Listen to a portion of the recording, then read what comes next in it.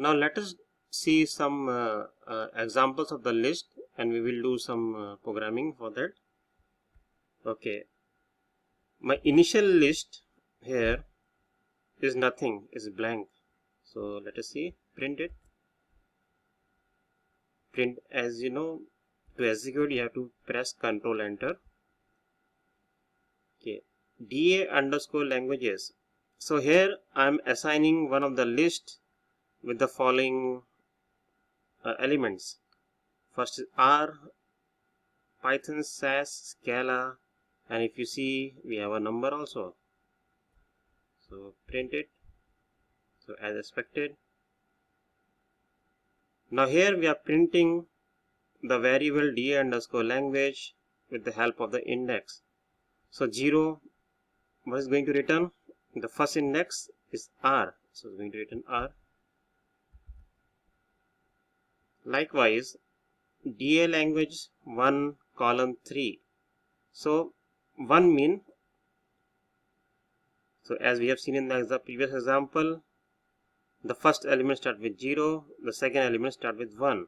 So 1 it will start with Python and print till 3, third element. So 0, 1 and 2, but this is the third element, so it will print Python and SAS. So execute it as expected. Likewise, you can try this also. -1, so -1 is the reverse order indexing. So -1 mean it will print the 42.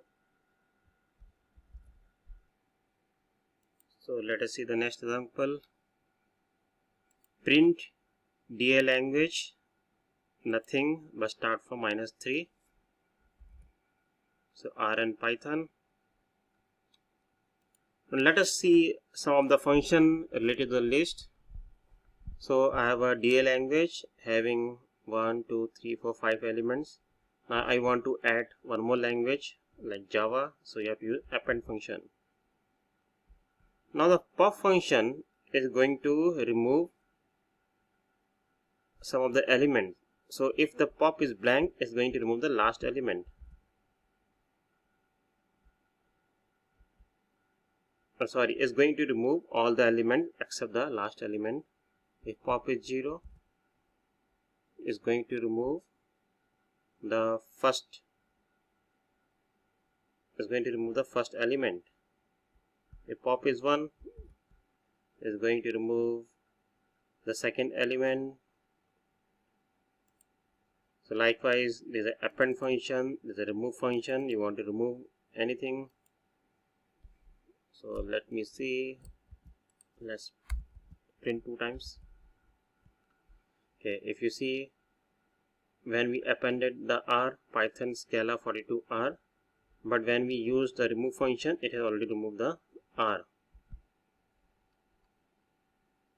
But when you are printing, when you are using the function within the print, is going to return nothing. So this is the important point to note here. Now, but if you append separately, is going to print.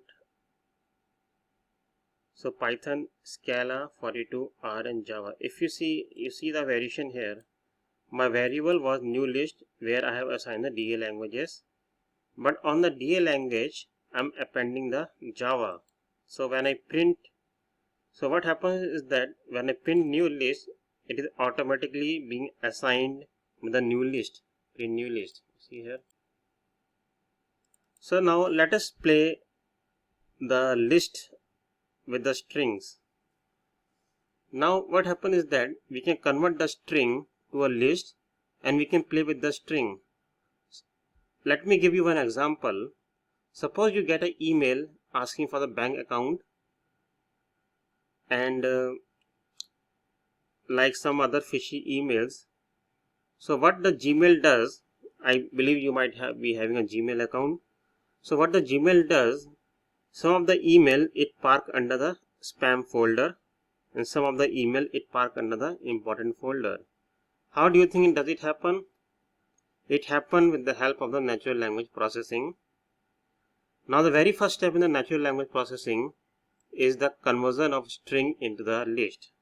Okay, let us see some of the example here, and this is a very important concept which you need to practice it so that you can use in further machine learning programming.